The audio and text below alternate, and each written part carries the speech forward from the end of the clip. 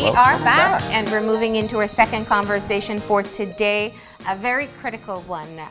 We all want to celebrate in September, but more importantly, we all want to be safe. And so we have with us this morning Senior Superintendent Suzette Anderson, and she is the Divisional Commander for Region 2. Good morning. Good morning. And welcome. Thank you for being here. It's nice to have you in. Let me just, Sure. I wanted to just start off to get some clarification. When you say Region 2, what areas does that include? That is the north side of Belize City, the Precinct 3 and Precinct 4 area, Okay. and the main islands, San Pedro and Kikaka. Yeah, so you have some of the critical areas Yes, of course. under your command. We have to talk about what happens from the police standpoint in preparing for September. There are a lot of mass activities, mass crowds gathering for different events, and we know that there's a lot of preemptive work that happens at the department. Tell me about that. Yes, certainly September is one of the challenging months for us Yeah. as it relates to policing due to the events that we tend to have around that month. And the Belize Police Department makes preparation for the month of September well in advance. Yeah. As a matter of fact, we have a thing that we call the September Celebrations Orders. That is being prepared from during the month of August, countrywide, because each district have their own events as it relates to the September month. Yeah. So the Office of the Command Operations at the Belmopan Police Headquarters would give directive from that end for all districts to be able to put their plan in place and to prepare those orders and to forward it to the headquarters so that it can be perused and examined and see if whether it is okay for the September celebrations. Okay. That orders will entail the details of all the different activities, events that we have for the September month. And it will also encompass the names of the officers who are to be engaged in each event. There is a general briefing that occurs prior to the September month, where all the available officers who are detailed in such events are required to be a part of that briefing, where we highlight the details of the events. We make preparations, we prepare them, we have them with that mindset as to how to police those events. Is there intelligence gathering in terms of what can be expected at the events? Yes, certainly our special branch. That's the arm of the department that deals with intelligence gathering. Okay. And they are the ones who, based on the intelligence that they gather, they'll be able to give us more or less highlights as to what is expected in terms of the risk of security. And then based on that, we do our plans in respect to their projections. Now, we know that what is taking place in the country at the time, there's a lot of issues with different areas, and sometimes the moving around in these areas can cause conflicts to take place. In situations like whether it be Carnival or 10th Parade or 21st Parade, what do you do to be able to ensure that when somebody moves into these areas, or that these areas are kept safe? What happened is that separately from the officers who are detailed for those specific events, we have our police dispositions, which is the different rotational shift officers who are working on a 24-hour basis, who are expected and they are required to cover the back areas, the different street alleys where these events are occurring, so that they'll be able to adequately police those areas. We know that when people go to attend these events, they leave their vehicles parked at a location. And those officers' responsibility is to patrol in the immediate area to ensure that their valuables, meaning their vehicles, are remain intact. At the same time, we want to discourage people as well from leaving behind their valuable items in the vehicle, because that is what more or less captures the attention of criminals from time to time to want to have that urge to break into those vehicles. Yeah.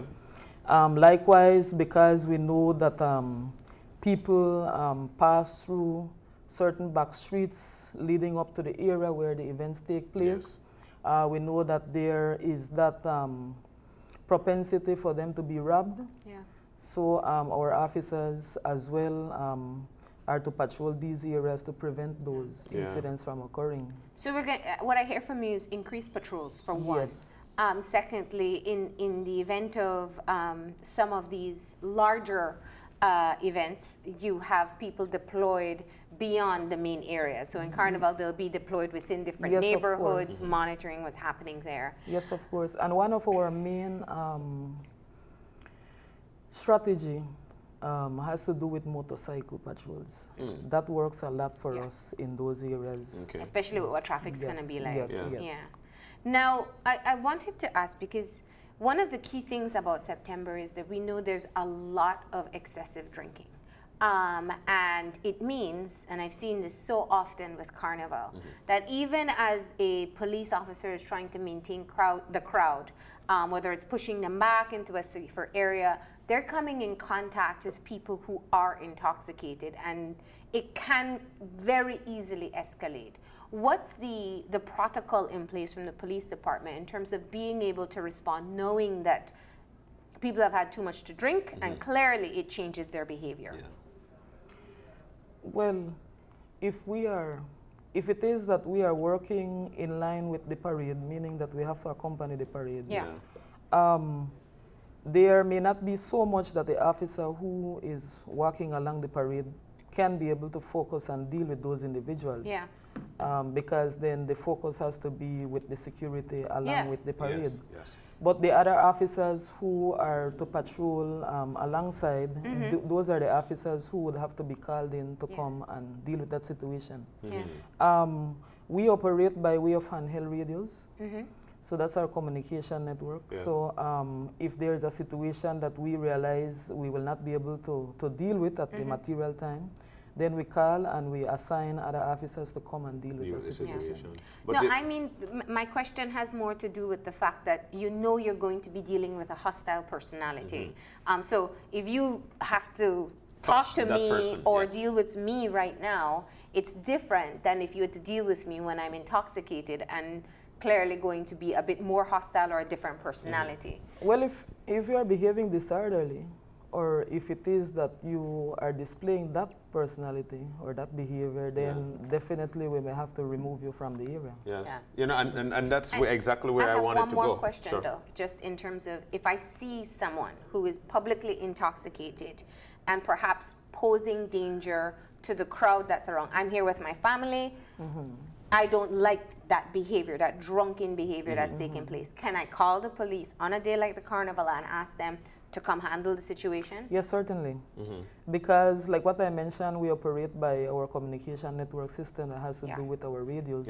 So we have a command center. And that command center channels information to us on the grounds as it relates to information coming into them. You know, and I love where Marlene took it, because it becomes, it strikes me as the behavioral aspect of people, especially under the influence. Then people would start to record and say that you are using excessive force. What is excessive force? And at what point do you actually come in contact with a person, touching that person? Because some people would say, don't touch me, don't touch me. At what point the police would the police be able to say, you know what, I need to apprehend you because of your behavior? Well, when it comes to at what point, it is not something that we can readily say to you, because it has to do with the scenario that is unfolding.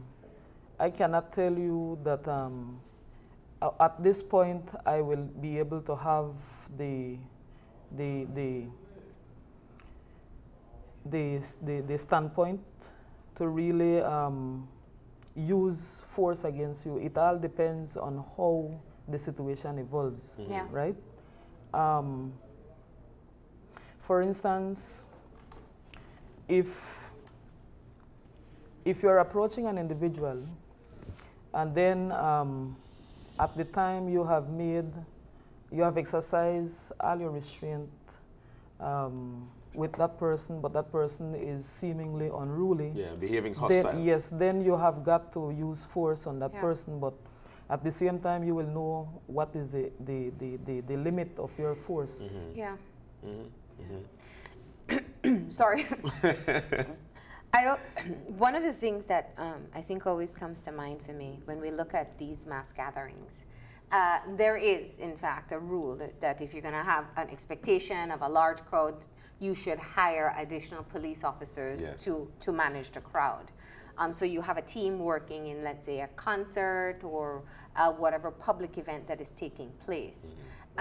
Is that also an opportunity for the rest of the team to reinforce beyond that perimeter itself? I think of a concert, we know they'll be drinking, we know they'll be driving after, we know we've seen squabbles or flare-ups after a concert. What are the preventative measures in place for things like that? Well, we don't really like to to mention everything as it relates to our strategy. Because at the same time, we don't want the criminals to be learning of what more or less we are going to do or what we are implementing. But a concert is police, and whilst a concert is in effect, we have our other patrols that are in place to be able to deal with whatever may happen or flare up as a result of what transpires inside the concert. Normally when you go to a concert as well, there is a heavy search of personnel. And some might tell you, man, you're not searching the females. Do we do search on males and females when it comes to concerts? Yes, we do. But I believe if you may have attended the Belikin Bash event over the weekend, you may have seen that females are placed at the entrance where the search is being done. And mainly when it comes to the female, you cannot search them in the same manner as how you search a male out there in the presence of the public. But there are some limits in terms of searching a female, and you will observe that majority of the time the officers take time to search the purse that the females are carrying, or bags. Cordoning off a specific area, are there searches prior to a concert in areas? Yes, of course. We ensure that at the gate, the entrance gate, we have to have searches because we want to discourage anybody from bringing in any weapon that can be harmful to anybody. As well, you find out that along the different streets and back areas, our officers who are engaged in patrolling are responsible to search people as well. Just to prevent any incidents from occurring as it relates to weapons. There's a twofold responsibility here. One, we want to know what the police department is going to be employing in terms of keeping us safe, but we also have a responsibility to cooperate. So I think things like recognizing that there'll probably be more checkpoints, and it may slow things down sometimes, or if I'm going to go into a crowded area, I will be subjected to a search as well. What are some of the things that you would like to inform the public so that they can be extra patient or cooperative? What we observe every year is that whilst we try to work with the community in terms of the big events, mainly the Carnival 10th and 21st, is that we try to emphasize to them not to park their vehicles on that stretch where we know the carnival will be passing through. And we keep finding ourselves as early in the morning to have our traffic people combing the entire route to ensure that there are not vehicles, because there is a tendency that some abandoned vehicles are left behind like for 2 weeks, 3 weeks. So as of last week, we have begun that exercise, checking the carnival route to ensure that if there is a vehicle that nobody knows about, how long it has been parked there and it is going to be a hindrance to the event, then we find ways how to remove the vehicles from those areas. As well, we find out that because the carnival or the parades prevent people from moving around at certain areas, Yes. People tend to get impatient when the officer is signaling to them that they cannot go beyond or they got to wait. Yeah. Yes, it's like they want to invent all kind of emergencies, but we want to ask them to work with us, because then what we are doing is for the safety of everyone. Yeah. Because we don't want to release a vehicle to go elsewhere when that can cause an accident and can cause a hindrance to the actual event. Yeah. You know, which leads me to, because, and I think that's a valid point. The thing, especially when it comes to people and trying to challenge the police, especially when there's a halt in traffic, many a times businesses would have a specific event, but businesses are not, I think, are not approaching the police to say there's a certain sign or on a vehicle to say that this is one of mine, and then the person driving the vehicle expects that the police, that police manning the gate knows that that is their vehicle, and therefore brings forth hostility. Are we seeing businesses coming into the police department and trying to do a dialogue that these are my people, this is what we could look for? Would you advise that from businesses? That is in relation to where? In relation to any activity that's going on. Okay, per se, Channel 5 is having an activity. We've got a few vehicles, and we've got the police force out there. But we might have a vehicle that you're not familiar with, or you might not be familiar with the personnel. Now, I'm saying this from the standpoint trying to eliminate the hostility, because I feel that I am a Channel 5 person. I'm going to the event. You don't know me, so you tell me, sir, you need to go that way. But I'm telling you that, you know what, I had a Channel 5 man, so I have to go in at that event. Now, I think this is where businesses need to have a conversation with the police. That's why I'm asking, would you advise such thing? What I know is that when we have events and we have people who will have to access the grounds based on their participation in the event, they make themselves known to us in terms of who are, and then the officers would be briefed that there are certain vehicles that are going to be allowed to park in certain areas, and that there are certain persons that are going to be allowed to be at that particular area. I want to, we're running out of time so quickly. Tell me about the searches and the stops for drinking and driving.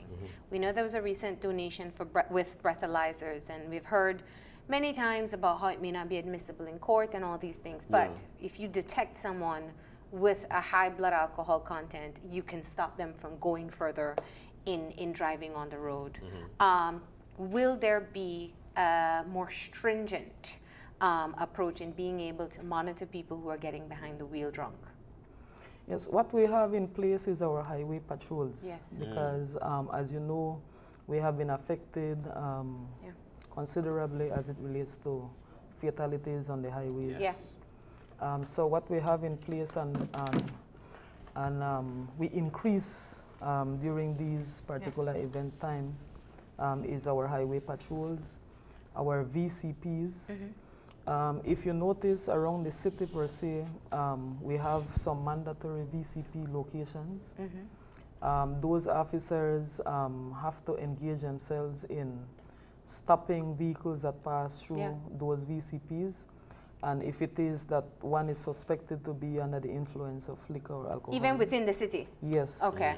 They will know more or less what to do when they encounter situations like those. Okay. All right. And keeping in mind too, you know, there is the regulation about the tinting. And I know that there was a recent crackdown in trying to get people to remove their tints. Yeah, that is on a daily basis. Okay. Senior Superintendent, I know people are watching right now saying, hold on. I see many cars with full tint. It is done on a daily basis. What happened is that we have our operations ongoing for months, for several months. Whilst we have our police officers who are working on that shift basis, we have operations that happen on a daily basis in the city. And part of the operations has to do with the removal of tints on vehicles. As a matter of fact, our commissioner of police is someone who, because we have a police blog for our operations, he and other senior officers, including myself, would give certain directives via that blog on a daily basis to our officers as they engage in the operations. And one of those daily directives has to do with the removal of tins. Whenever we observe that a day has passed or 2 days has passed and there has been minimal contact in terms of tinted vehicles, then we find a way how to rope in our officers to let them know that we have noticed a decrease in terms of the removal of tints, so you got to step up on those. Now, it's one of the things I know that the public has a hard time with. Some people really want to hang on to that dark tint, and others just feel it's unfair. I may not have one, and I see everybody else still having it. What can you do in terms of being able to assist in enforcing this, and why is it important?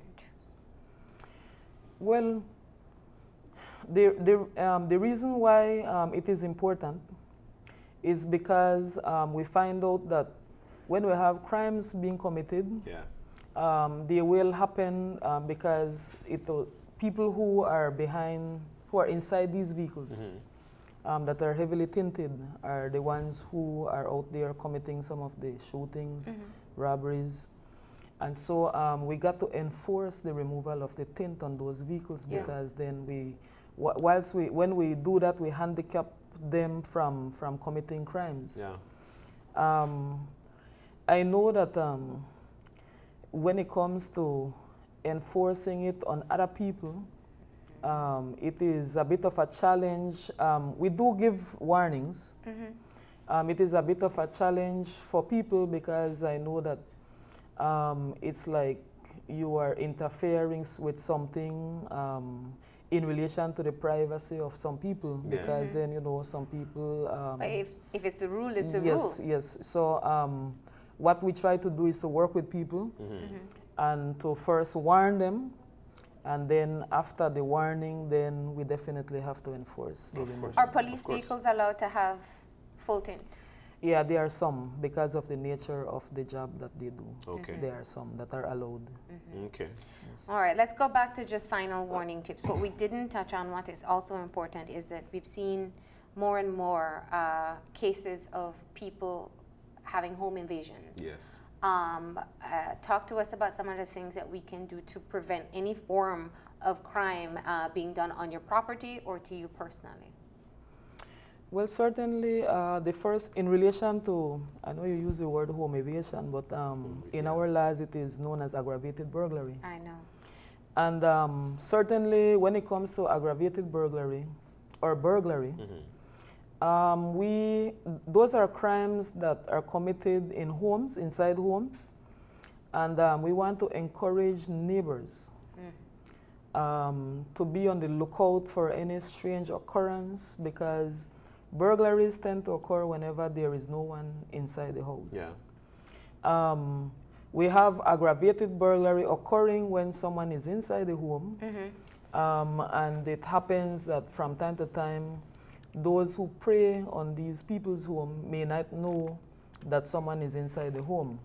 And then, or they may believe that they can help them find what they're looking for. And then what happens is that when they are surprised inside the home, then that's the time when they will want to harm the person. But in relation to those crimes, what we can advise is for people to leave. If you know that you are not going to be at home, we encourage people to leave on a light, at least in the yard. Inside in the yard or inside one of the rooms, or even a bathroom. Probably leave a television on, because then that more or less will cause those perpetrators to believe that there is someone inside. We encourage people to have a good relationship with their neighbors, because from time to time we find out that we don't have that good relationship with our neighbors. It's like, because all of us are busy. In the mornings we get ready, we go to work. In the evening, night, we come home, We just say hi, bye to our neighbors. We don't really have that connection. But so we want to implore on people to maintain that connection with their neighbors so that whenever there is something going wrong, the neighbors will be able to look out for each other. They'll be able to spot out certain things that will be able to alert that something is wrong. And if you see any intruder, any strange person in your immediate neighborhood, then call 911, report the matter so that the police patrol can go in the area and try to. All right. That's right. Thank you so very much. Well, we appreciate you coming in and just talking a bit about what the police is planning to do. And I know that's one part of the strategy, because some of it you do have to keep within the internal department. But just a reminder that we all have a responsibility in playing our part as well. Thank you. Thank you so very much. Thank you. We're going to go ahead and take a break. When we come back, we'll be talking about the traffic department strategy here in Belize City for September. So please stay tuned.